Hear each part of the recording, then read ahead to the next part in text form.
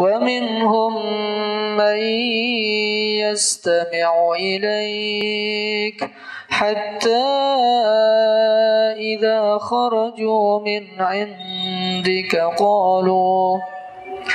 قالوا للذين أوتوا العلم ماذا قال آنفا أولئك الذين طبع الله على قلوبهم واتبعوا أهواءهم. بسم الله الرحمن الرحيم. السلام عليكم ورحمة الله وبركاته. الحمد لله رب العالمين وبه نستعين على أمور الدنيا والدين والصلاة والسلام على أشرف الأنبياء والمرسلين نبينا محمد وعلى آله وأصحابه أجمعين ومن تبعهم بإحسان إلى يوم الدين. اللهم علمنا بما ينفعنا وانفعنا بما علمتنا وزدنا علما يا رب العالمين.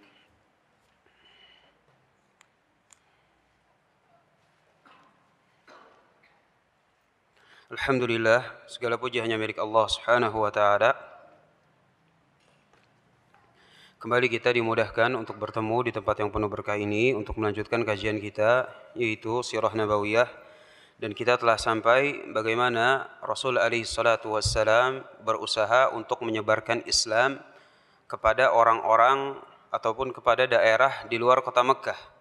Sebagaimana kita sudah bahas pada pertemuan yang lalu, Rasul alaihi salatu wassalam telah melakukan perjalanan untuk mendakwahkan al-Islam di kota Taif, yang mana kita telah mengetahui bagaimana kisahnya, di mana para pembesar-pembesar kota Taif menolak beliau sallallahu alaihi wasallam selama 10 hari berturut-turut, sampai akhirnya mereka mengusir Nabi sallallahu alaihi wasallam, baik pembesarnya maupun orang-orang biasanya, sampai yang bukan masuk hitungan masyarakatnya ikut-ikutan mengusir Nabi sallallahu alaihi wasallam, menimpuknya, menghardiknya, dan berbagai macam perbuatan-perbuatan penghinaan selainnya.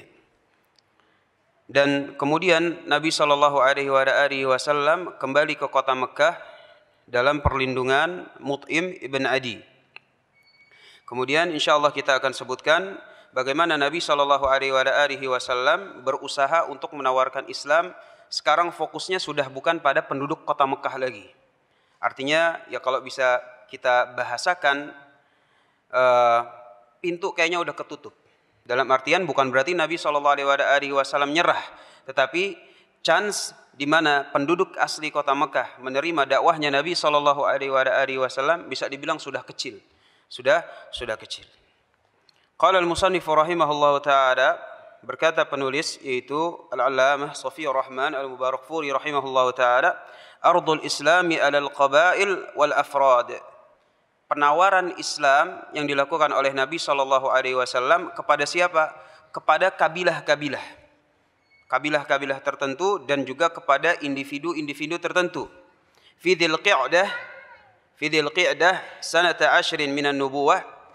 Pada tahun 10 kenabian, jadi kita masih dalam tahun 10 kenabian, bulan Dzul Qi'dah atau Dzul Qa'dah.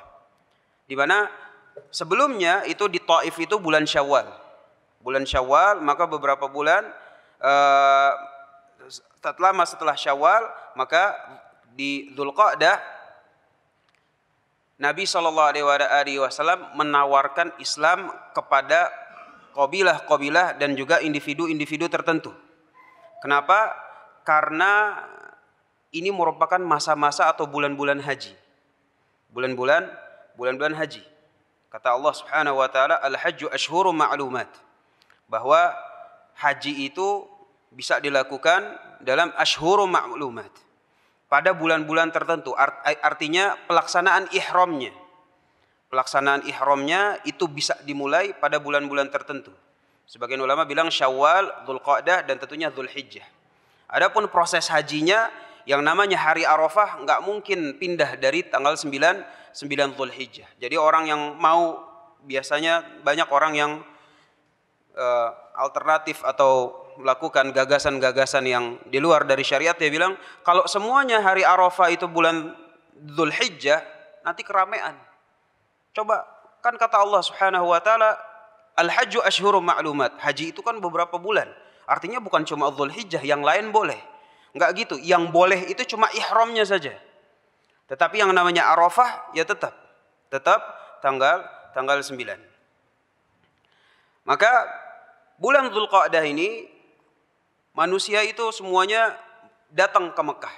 Datang ke Mekah untuk melaksanakan apa? Untuk melaksanakan haji. Sebagaimana kita sudah bahas pada awal-awal pertemuan bahwa salah satu ibadah yang dilakukan oleh kufar musyrikin Quraisy adalah haji. Sebagaimana kita akan bahas di sini. Liyasta'nifa ardal islami 'alal qabail wal afrad. Maka Rasul alaihi salatu wasallam ingin menawarkan Islam kepada kabilah-kabilah yang datang dan juga individu-individu tertentu. Wal iqtirabil mausim kana an-nas ya'tuna ila Makkah rijalan wa 'ala kulli dhamiri ya'tina min kulli fajjin 'amiq. Sebagaimana Allah Subhanahu wa taala sebutkan di dalam Al-Qur'an, kalau sudah musim haji, waktunya haji, maka orang-orang datang itu ke kota Mekah itu berbondong-bondong. Artinya yang datang ke kota Mekah saat itu bukan penduduk asli, tapi merupakan pendatang-pendatang yang bagaimana optimisnya Nabi sallallahu alaihi wasallam dan semangatnya beliau sallallahu alaihi wasallam dalam menawarkan Islam. Dia bilang, ini adalah kesempatan. Ini adalah kesempatan untuk saya mendakwahkan al-Islam. Artinya Rasul alaihi salatu wasallam enggak kendor. Setiap ada ruang, ada pintu di mana bisa mendakwahkan al-Islam, siapapun orangnya, apapun keadaannya, Nabi sallallahu alaihi wasallam maju dan ditawarkan itu untuk memeluk al-Islam. Li'adda fariidatil haji, untuk melaksanakan haji orang-orang tersebut, wa liyashhadu manafi'a lahum wa yadhkuru ismallaha fi ayyamin ma'lumat. Jadi bagaimana penulis di sini juga bilang bahwa orang-orang saat itu datang untuk melaksanakan haji, salah satu tujuannya itu adalah wa yadhkuru ismallah, untuk mengingat Allah. Untuk mengingat Allah. Sebagaimana kita sudah bahas bahwa kenapa mereka itu musyrik, bukan mereka itu enggak kenal Allah Subhanahu wa taala sama sekali. Tapi mereka sudah kenal Allah, sudah beribadah kepada Allah, sudah takut kepada Allah, sudah khusyuk kepada Allah, tapi bersamaan dengan hal tersebut mereka masih memberikan ibadah kepada yang lain. Nah, itulah yang namanya musyrik. Jadi kita harus tahu, faham ukurannya. Ukuran musyrik itu bukan enggak beribadah sama Allah Subhanahu wa taala sama sekali, enggak. Justru mereka itu musyrik ketika mereka sudah beribadah kepada Allah Subhanahu wa taala tapi masih beribadah kepada yang lain. Oleh karena itu talbiyah kita kan labbaik Allahumma labbaik gitu kan. Nah, itu sebenarnya diambil dari talbiyahnya mereka. Talbiyahnya mereka itu labbaik Allahumma labbaik, labbaik la syarika lak labbaik illa syarikan huwa lak la tamliku huwa ma malak. Jadi itu talbiyahnya musyrikin. Labbaik Allahumma labbaik, labbaik la syarika lak labbaik illa syarikan huwa lak tamliku huwa ma malak.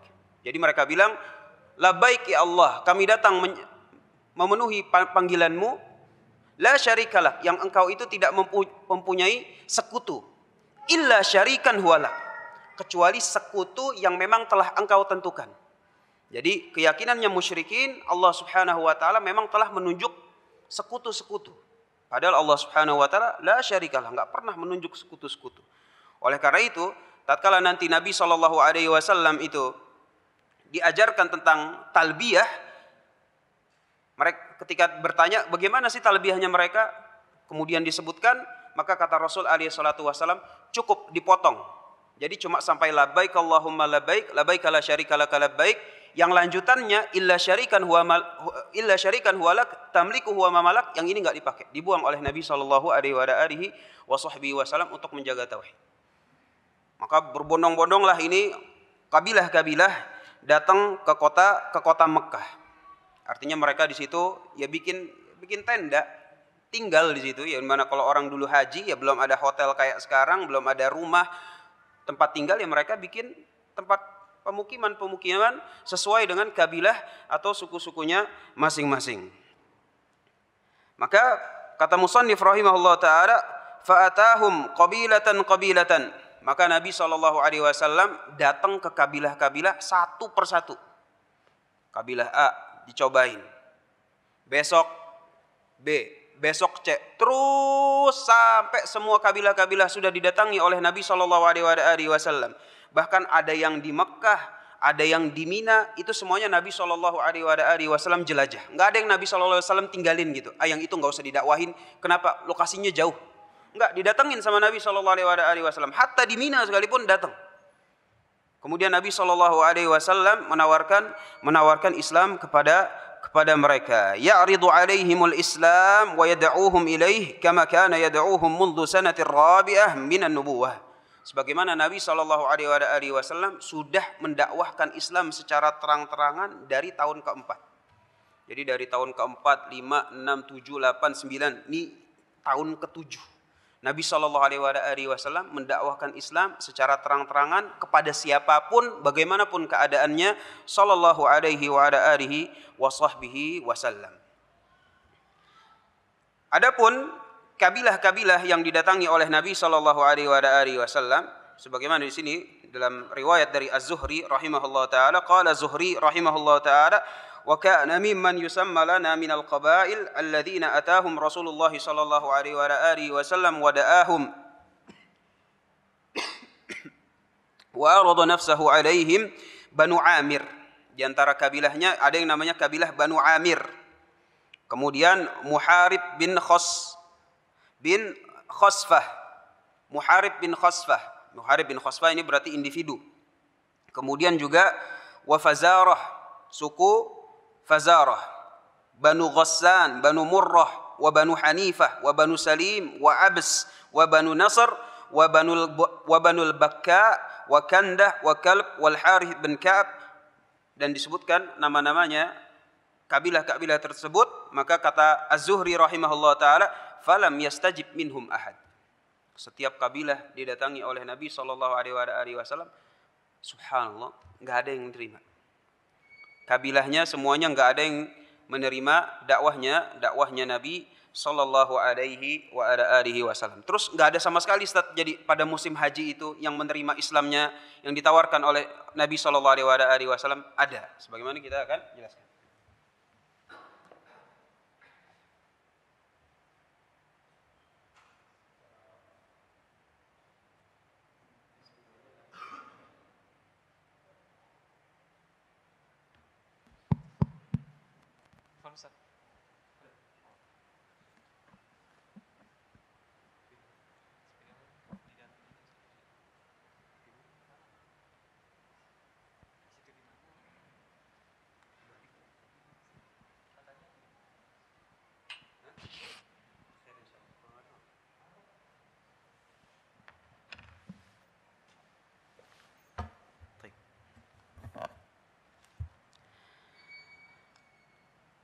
Maka ada individu-individu tertentu yang memang menerima Islam yang ditawarkan oleh Nabi sallallahu alaihi wasallam.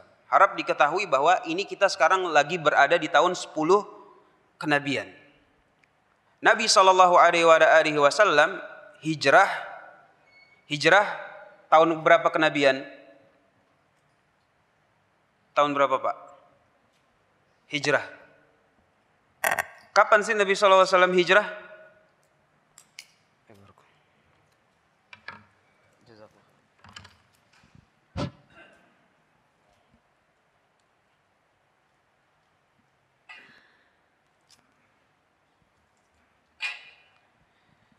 Jadi kita masih berada di tahun 10 kenabian.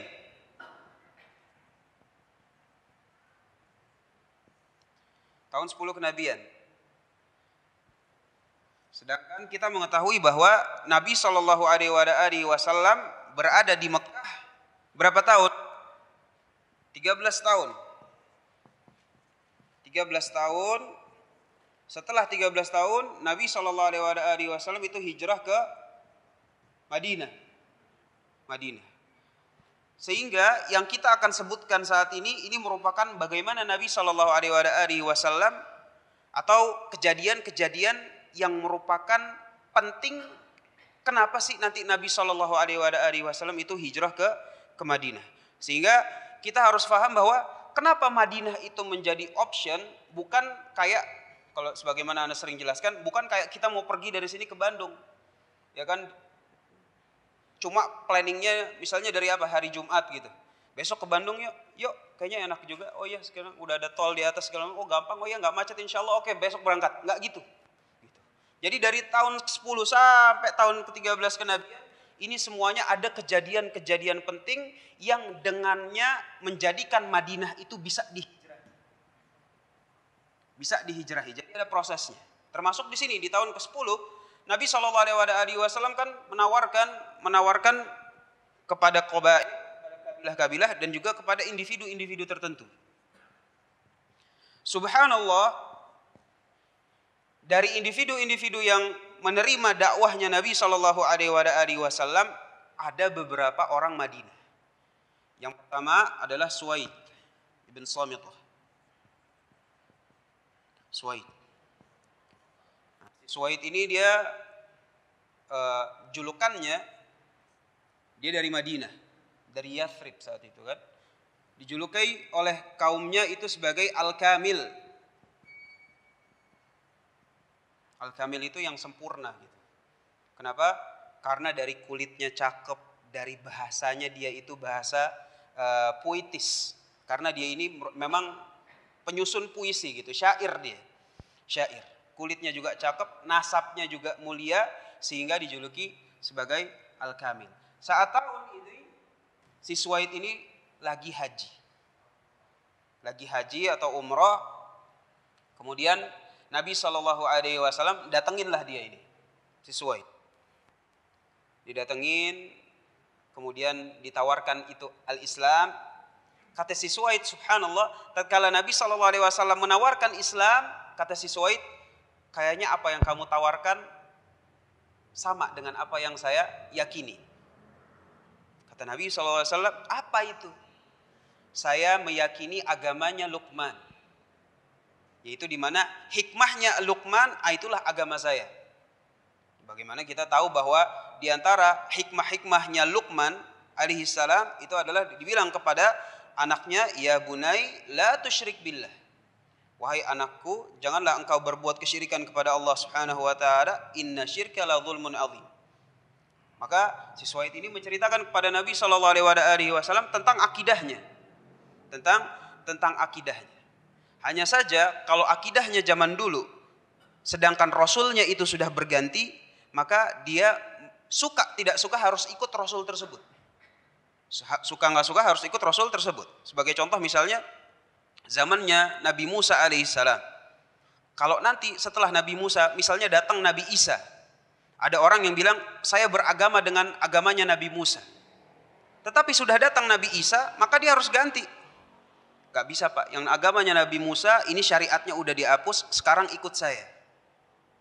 Kalau nggak mau, inilah yang namanya agama Yahudi.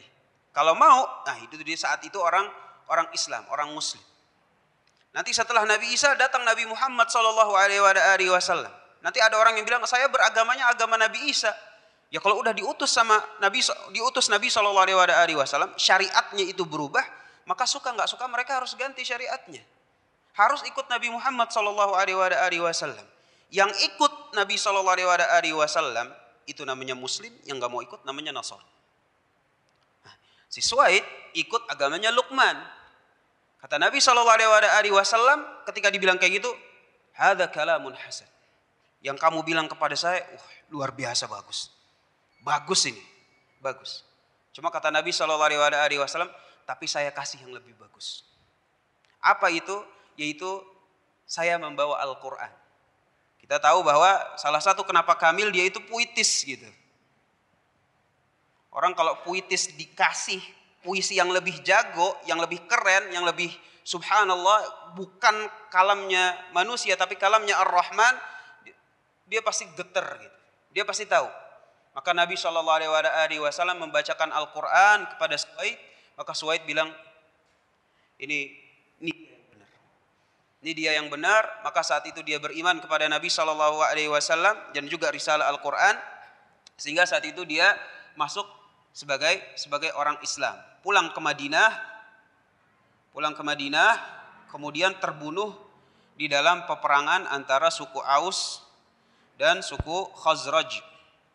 Sebagaimana kita tahu bahwa kaum Ansor yang ada di Madinah itu terbagi menjadi dua suku besar, yaitu pertama suku Aus dan juga suku Khazraj. Nah, mereka masih perang. Kenapa? Belum ada penyatunya.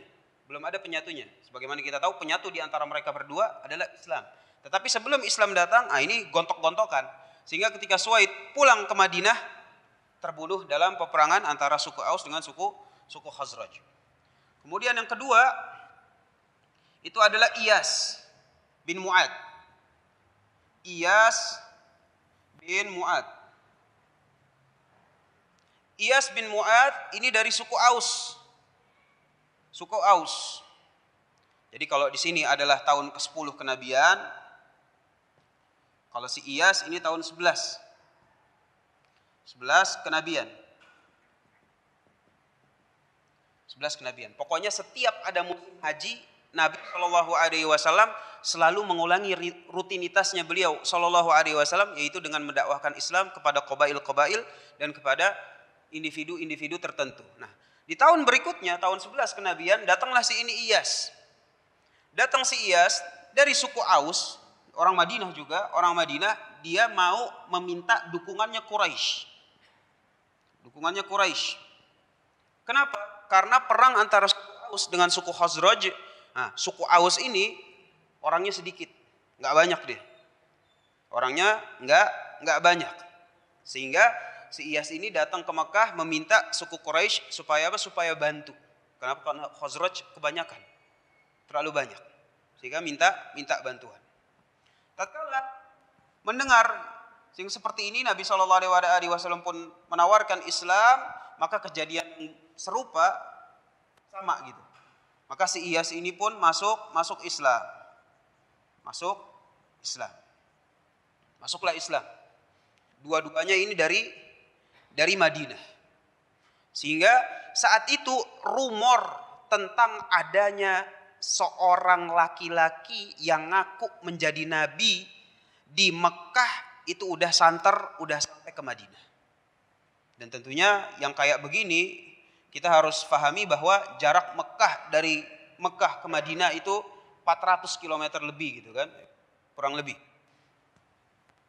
Zaman dulu tuh bisa nyampe itu subhanallah, itu luar biasa. Luar biasa. Nyampe beritanya bahwa di Mekah itu sudah ada seseorang laki-laki yang mengaku sebagai nabi. Jadi Madinah saat itu sudah mulai heboh. Dan yang ketiga yang menerima Islam itu adalah Abu Dzar Al-Ghifari. Sebagaimana ya karena kisahnya itu bagus, kita baca aja biar lengkap, enak. Kalau yang kayak gini secara singkat insya Allah cukup. Adapun kisah dari Abu Dzar radhiyallahu ta'alaan kita baca insyaallah seluruhnya sebagaimana yang diriwayatkan oleh Al-Bukhari rahimahullahu taala dalam sahihnya. Yang ketiga itu adalah Abu Dzar Al-Ghifari. Wa kana min sukkani nawahi Yathrib. Di mana Abu Dzar Al-Ghifari itu tinggal di ya kalau sekarang ya kayak Depoknya gitu deh. Depoknya Jakarta atau apa ya? Bintaro gitu kan, bukan Jakarta tapi apa tuh namanya? Kota pendukung apa sih? Hah? Ya begitulah, ya kan Depok, Bekasi, Bintaro. Nah ini Citayam, nah ini yang bukan Jakarta, Bojong, bukan Jakarta, tetapi ya situ orang-orangnya bolak-balik ke Jakarta melulu. Nah, Abu Dzar Al-Ghifari begitu, dia tinggal bukan di Madinahnya tapi di ya kalau dibilang pinggiran enggak juga gitu. Tapi ya kan tersinggung lah orang Bojong dibilang pinggiran Jakarta. Gitu. Bukan pinggiran tapi antum tahulah memahami apa yang ana maksud. Lamma balagha ila Yathrib khabaru mab'ats Nabi sallallahu alaihi wa alihi wasallam bi Suwaid wa Iyas waqa'a fi udhuni Abi Dzar aidan. Maka Abu Dzar dengar nih rumornya bahwa si Suwaid masuk Islam, Iyas bin Mu'ad masuk Islam. Terus dia dengar rumor bahwa ada seseorang yang ngaku nabi di Mekah. Wasara sababan li islamihi. Maka rumor yang seperti ini menjadi sebab kenapa Abu Dzar itu masuk Islam. Masuk Islam.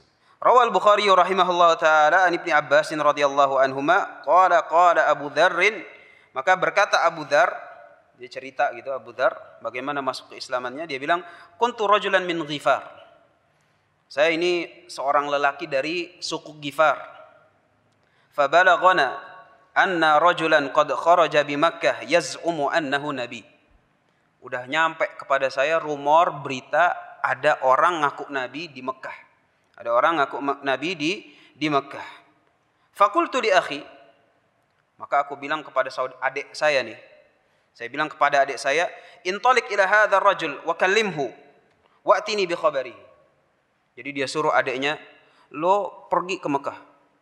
Cari kabar dari ini orang nih yang ngaku nabi. Cari, datang ke sini, wa'tini bi khabari. Coba saya pengen tahu beritanya tuh kayak gimana, yang benar kayak gimana, faktanya kayak gimana. Maka si adiknya ini fantalaqa fadaqi. Pergilah adiknya ke Mekah, kemudian ketemu Nabi sallallahu alaihi wasallam, thumma raja'a, kemudian balik lagi ke Madinah, faqultu ma indak.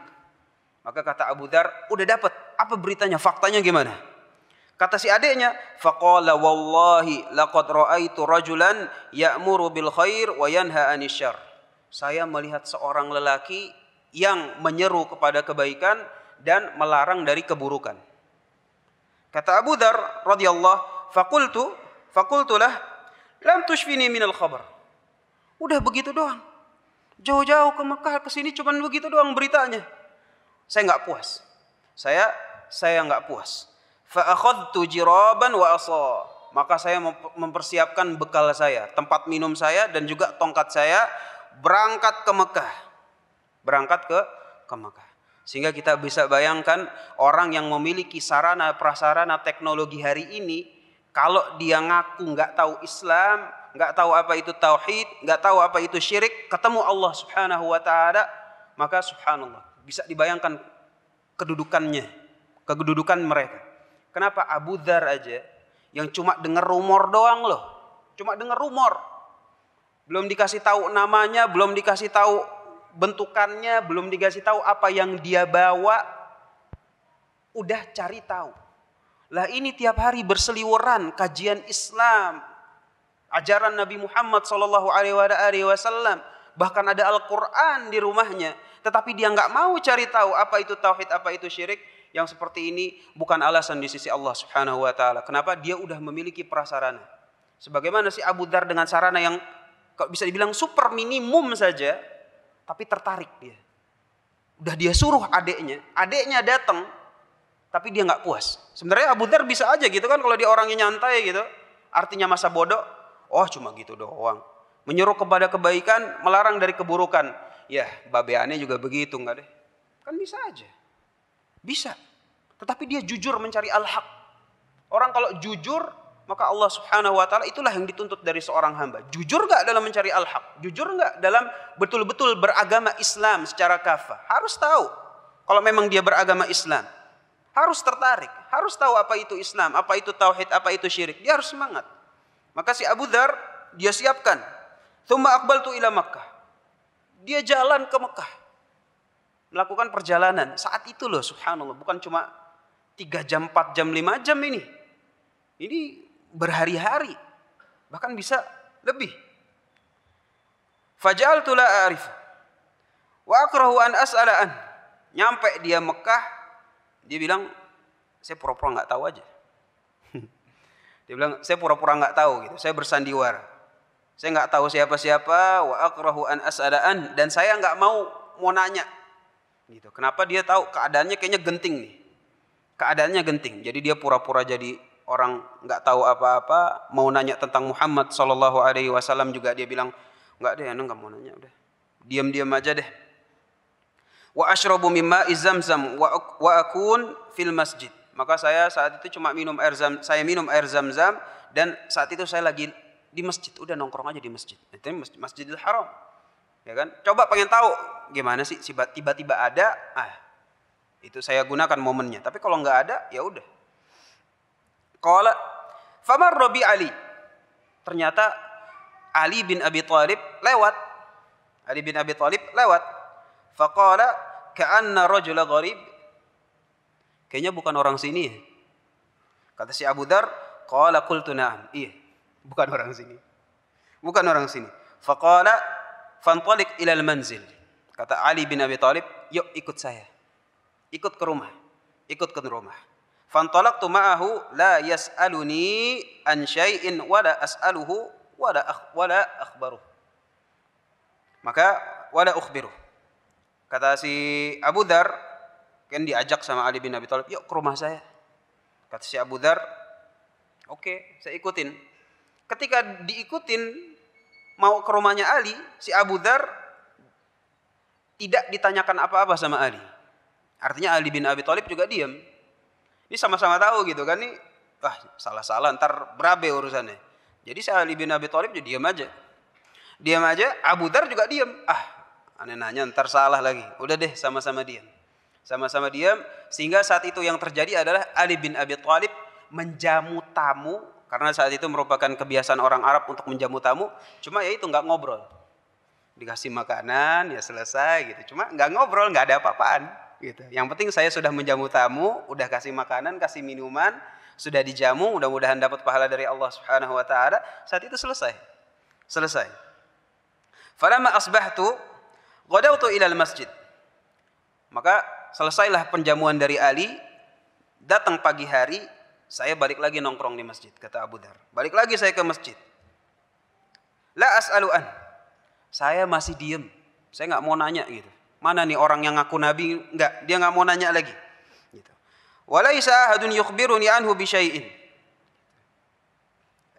Afwan. Ghadawtu ila al-masjid li as'ala anhu. Maka si Abu Dzar besok paginya ke masjid. Saat ini dia bilang li as'ala anhu. Dia bilang, saya ini kali ini saya mau nanya. Akhirnya dia tanya, mana orang yang ngaku nabi? Walaisa ahadun yukhbiruni anhu bi syai'. Maka saat itu enggak ada satupun yang kasih tahu itu rumahnya di sana, namanya Muhammad. Dia itu enggak ada yang ngasih tahu. Enggak ada yang ngasih tahu dari orang Mekah. Qal famarra bi Ali. Datang lagi si Ali bin Abi Thalib di hari kedua. Datang lagi, faqala amana li rajulin ya'rifu manzilahu ba'd. Kata si Ali kepada orang yang kemarin dijamu, masih belum dapat tempat. Belum tahu mau kemana. Gitu. Kata si Abu Dzar, qala qultulah.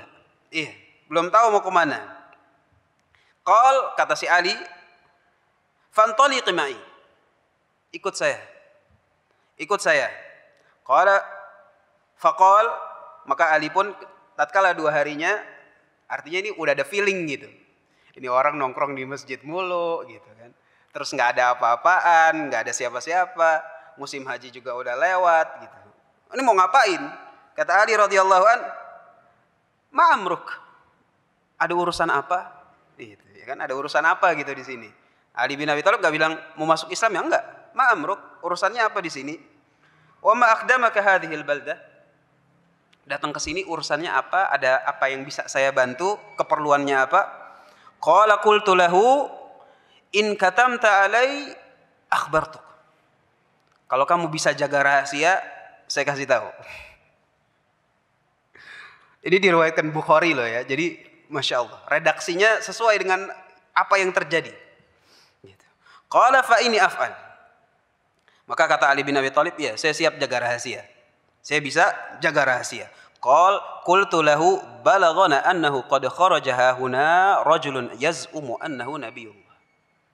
Saya dapat berita ada orang ngaku nabi di sini. Yang mana sih orangnya? Gitu. Kata si Abu Dzar, fa arsaltu akhi. Saya kemarin tuh udah nyuruh adik saya supaya ke sini gitu, untuk bertemu dengan nabi tersebut. Faraja'a, kemudian dia balik ke Madinah, walam yushfini minal khabar. Tapi dia bawa berita saya kurang puas. Saya kurang puas. Fa aradtu an alqah. Jadi saya mau ketemu sendiri. Saya pengen nanya sendiri. Subhanallah, bagaimana Ali bin Abi Thalib gembiranya saat itu. Wah, cocok banget. Cocok banget. Faqala lah, ama innaka qad rashatta. Tanggung ya. Kita habiskan kisah Abu Dzar. Kata Ali bin Abi Thalib, demi Allah kamu ini memang orang dapat hidayah, mendapat petunjuk. Hadza wajhi ilaih. Ini saya lagi mau ke situ. Ini saya lagi mau ke situ, mau ke orang yang ngaku nabi ini, yaitu Nabi sallallahu alaihi wasallam. Maka kata Ali, "Yuk ikut." Dia bilang, "Udkhul haitsu adkhul. Fa in ra'aitu ahadan akhafu 'alaika faqumtu ila al-ha'id ka'anni usliha na'li." Kata Ali bin Abi Thalib, "Kalau nanti saya masuk jalan, kamu ikutin. Kalau nanti saya ngelihat orang yang kira-kira berbahaya buat kamu, saya nanti akan melipir ke tembok, pura-pura ngikat sepatu. Pura-pura ngebenerin sendal. Nanti kalau saya udah pura-pura melipir ke tembok terus ngebenerin sendal, wamdi'ant, kamu kabur. Artinya udah jangan dekat-dekat saya lagi. Seakan-akan kita nih orang nggak kenal." Maka kata si Abu Dzar, "Oke, thayyib, siap." Gitu. Famadha. Maka Ali pun radhiyallahu ta'ala an berjalan, maka diikuti oleh Abu Dzar hatta dakhal. Masuk ke jalan sini dia ikut, masuk ke jalan situ dia ikut. Ya, kalau misalnya ada orang yang betul-betul berbahaya gitu, dia nanti akan melipir. Subhanallah, nggak ada sampailah masuk kepada Nabi rumahnya yang di situ tempat Nabi sallallahu alaihi wasallam. Wa dakhaltu ma'ahu ala Nabi sallallahu alaihi wasallam. Di situ saya melihat Nabi sallallahu alaihi wasallam. Kata si Abu Dzar, "Faqultu lahu a'rid alayya al-Islam." Coba, apa sih yang kamu bawa? Islam itu apa? Islam itu apa? Fa'aradahu. Maka Nabi sallallahu alaihi wasallam pun menjelaskan, fa aslamtu makani. Maka saat itu pula saya langsung masuk Islam. Saat itu juga, di tempat itu juga saya langsung masuk Islam. Faqala li, "Ya Aba Dzar, uktum hadzal amr." Wahai Abu Dzar, jangan disebarin kalau kamu masuk Islam. Jangan disebarin, artinya ini di Mekah, jangan bilang kalau kamu masuk Islam. Warji ila baladik. Kamu balik aja lagi langsung ke Madinah. Fa idza balaghaka dhuhuruna fa aqbal. Nanti kalau udah nyampe berita bahwa kita ini udah menang, udah berjaya, kamu balik. Kamu balik lagi ke sini, oke? Kata si Abu Dzar, "Faqultu walladzi ba'atsaka bil haqq la asrukhanna biha baina adhhurihim." Kata Abu Dzar, Nabi kan bilang suruh sembunyiin. Kata Abu Dzar, "Demi Allah yang telah mengutus dirimu dengan kebenaran, saya mau kasih tahu terang-terangan di depan mereka. Saya mau kasih tahu terang-terangan di depan mereka." Akhirnya Abu Dzar ini orang yang berani dia. Abu Dzar memang orang yang berani. Dari sejarah hidupnya, bahkan nanti tatkala setelah Nabi sallallahu alaihi wasallam, Abu Dzar ini orang yang berani dan qawi alal haq. Kalau udah benar kasih tahu deh. Urusan belakangan. Artinya Abu Dzar pun berlanjut. Fajitu ilal masjid. Saya datang lagi ke masjid. Masjidil Haram, ya kan? Wa Quraisyun fi. Maka Quraisy itu lagi nongkrong di situ. Faqultu ya ma'syarul Quraisy. Maka saat itu Abu Dzar pun berdiri, kemudian dia teriak kepada orang-orang Quraisy, "Wahai orang-orang Quraisy, inni asyhadu an la ilaha illallah wa asyhadu anna Muhammadan abduhu wa rasuluh." Jadi dia teriak di depan Ka'bah gitu, di depan orang-orang Quraisy saat itu, bahwa dia bilang, "Saya bersaksi bahwa tidak ada Tuhan yang berhak diibadahi kecuali Allah, dan Muhammad itu adalah hamba dan utusannya sallallahu alaihi wa alihi wasallam." Faqalu qumu ila hadha sabi.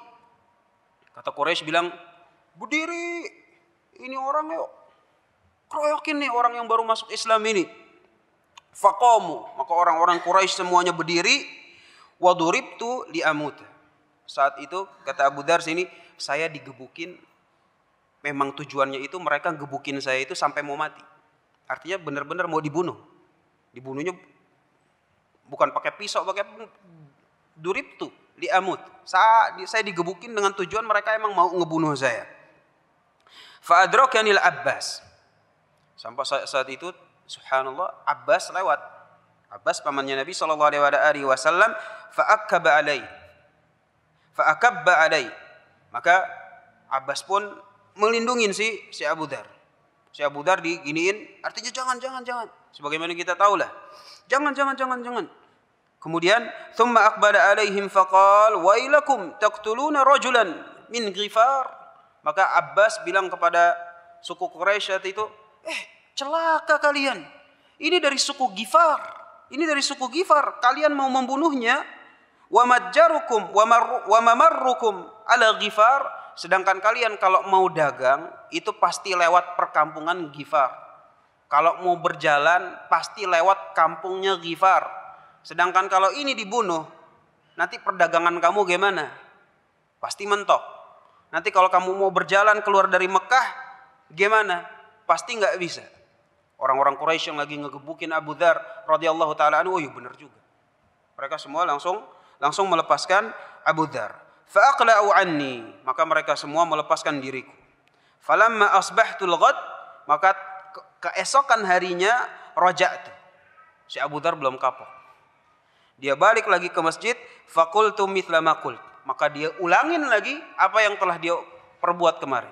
Jadi dia bilang, ya ma'syaral Quraisy, inni asyhadu an la ilaha illallah wa asyhadu anna Muhammadan abduhu wa rasuluh. Dia ulangin lagi yang kayak kemarin, subhanallah. Sebagai penekanan aja. Seorang Islam nih. Gitu ya, ikhwan. Gitu. Enggak perlu malu sama agama kita. Seorang Islam nih. Gitu. Kenapa masalah? Gitu. Yang dikit aja berani, nggak diapa-apain. Sedangkan kita yang banyak, mayoritas gitu. Terus jadi sayur tempe kayak begini, subhanallah, tuh teguran buat diri kita sendiri, terutama saya yang nyampain. Nggak boleh kayak gitu, mental kayak kita kayak seperti itu. Lihat Abu Dzar sendirian, ya kan, sedikit, dan dia tahu apa yang akan diterima resikonya. Tapi ini nggak masalah. Gitu. Qawi alal haq, mentalnya itu subhanallah. Bedanya antara kita dengan sahabat radhiyallahu taala anhum ajmain. Maka tatkala dia bilang saya orang Islam nih, orang Quraisy pun juga langsung ngegebukin sebagaimana kemarin itu digebukin untuk mematikan, untuk sampai mati. Sampai mati. Subhanallah, ada Al-Abbas lagi. Maka Al-Abbas pun melindungi diri beliau radhiyallahu taala anhu dan mengucapkan seperti apa yang diucapkan kemarin, bahwa ini adalah dari suku Ghifar, jangan sampai kalian membunuhnya karena perdagangan kalian maupun perjalanan kalian mau enggak mau harus lewat perkampungan Ghifar. Maka mereka pun melepaskannya. Maka kata Abu Dzar, demikianlah kisah keislaman saya. Masya Allah. Insya Allah kita cukupkan, kita sambung pada pertemuan berikutnya. هذا والله أعلم بالصواب وصلى الله على نبينا محمد وعلى آله وصحبه وسلم والحمد لله رب العالمين والسلام عليكم ورحمة الله وبركاته. والذين اهتدوا زادهم هدى وآتاهم تقواهم